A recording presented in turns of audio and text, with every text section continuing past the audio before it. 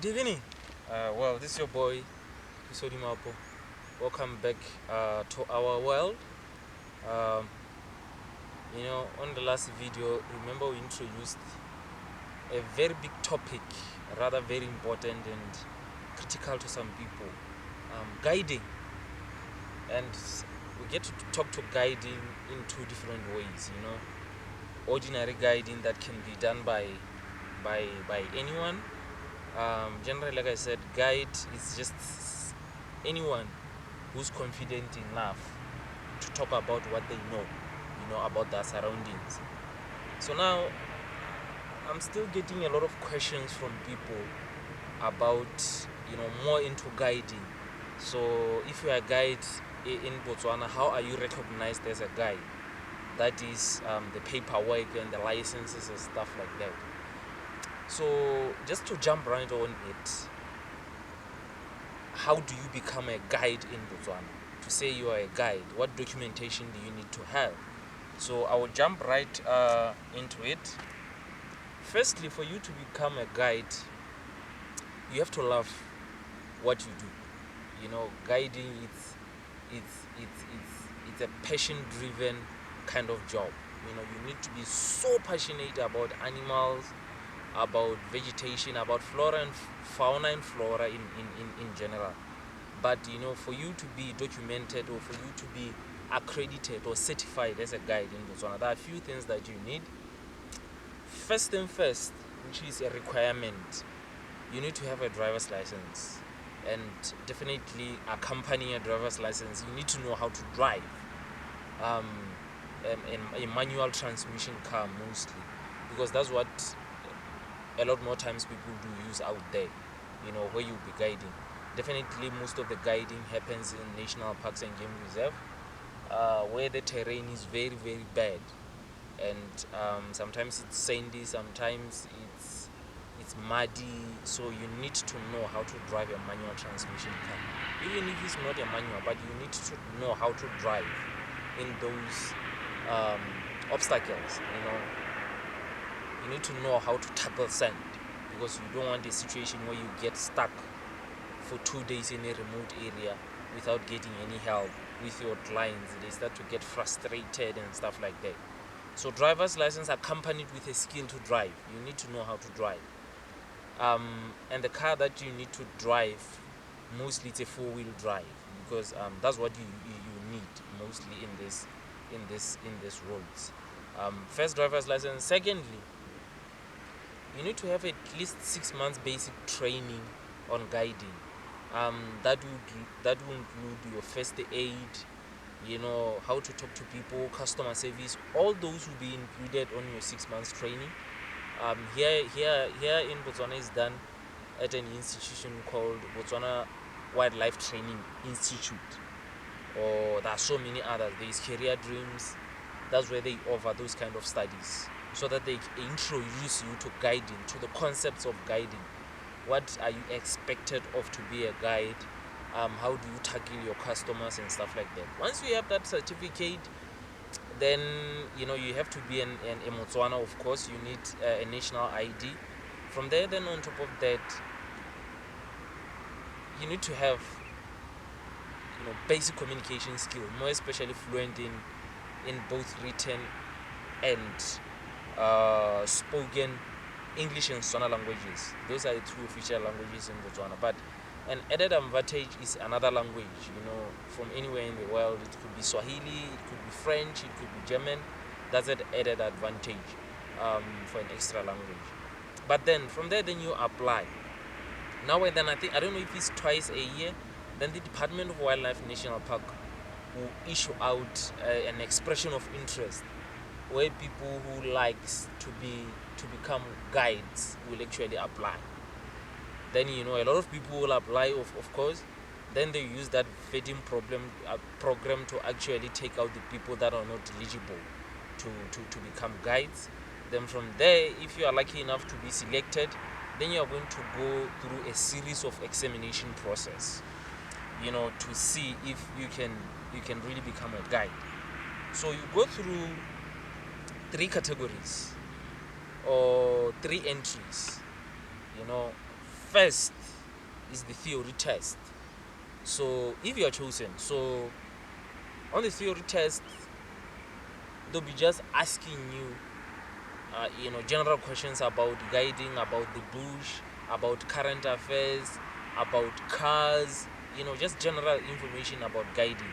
Then secondly, you will have the specimen examination and calls. So in the specimen and calls session, what is going to actually happen is that they are going to examine you on different calls in the bush. You'll be expected to know those calls. From there, then you go through the specimen examination, where you will have different skulls, where you will have different parts of cars that will be expected to identify. So if you pass that one, you go to the last level. To the last level being they call it park interpretation. So an officer will go with you. Then you have to pretend that officer is actually your guest or your clients by then. Then you guide them through, on something that you know. So that park interpretation actually weighs your confidence, weighs your knowledge about the bush, about your trees, about your surrounding. That's where you'll be able to showcase, your capabilities as a guide. You can just choose to talk about certain things. You can just choose to talk about a certain flower, a certain tree, a certain animal, or a certain behavior that is happening out there in the bush. So it will just depend what you want to talk about on the park interpretation. From there, when you pass your examination process, then you'll be awarded what we call an assistant professional guiding license. That assistant, you are not automatically a professional guide. And I think to acquire that certificate, you have to pass 75% or better. You have to acquire 75% points or better. If you don't acquire those, then you have to rewrite your examination because it shows that you are not eligible enough. So now, after you have passed and you are given an opportunity to become an assistant guide first, you are not jumping right to being a professional guide. So that assistant guide, you're going to carry that assistant guide for 3 years. After 3 years, if you want to upgrade to become a professional guide, you go and reapply again with the Department of Wildlife and National Park. Then they issue you, it will depend on when you first strike. You have strike maybe more than 75%, you did 80 or 95, then after 3 years you automatically become a professional guide. But if not, if you have stricken maybe 70%, I think 70% is the mark. After you have striked 70%, then you have to rewrite again. I don't know if you get me. There is a certain percent that if you have scored it, you don't have to rewrite to become a professional guide. You automatically after 3 years become a professional guide. But there is also a percentage that after you have scored it, you qualify to become an assistant guide. But after 3 years, you have to rewrite again to become a professional guide. Then that's it. Now, the big challenge comes to get employed. When you have a license, it's just like a driver's license. You have your driver's license there, but then if you want to become a driver, then you have to go job searching, right, as a driver. So this the same thing with the guide license. Once you have the guide license, then you have to engage in some job hunting. You have to look for a job now as a guide, which is very tricky because most of the organizations believe that as a new guide, you don't have the relevant experience, to become a guide, which is very good. And that's why I emphasize so many times before that if you become a guide or if you wish to become a guide, start working on your guiding experience now. Start accumulating, desired knowledge to become a guide. You don't need the proper documentation to become a guide. Yes, the proper documentation actually opens doors for employment. But to go around to learn one thing or two, to learn about a certain tree, to learn about a certain flower, to learn about a new bird, to learn about a certain mammal behavior, that's what guiding is all about. you have to teach your own self. So that's it about how to be a guide in Botswana, how to have that qualification. You know, I think from there we'll discuss qualities of a good guide. You know, what how do you need to behave as a guide, how do you need to carry yourself through as a guide, how do you approach clients, and the kind of information that you need to absorb and the kind of information that you just have to scrap out. Because as a new guide, now you are vulnerable to a lot of information.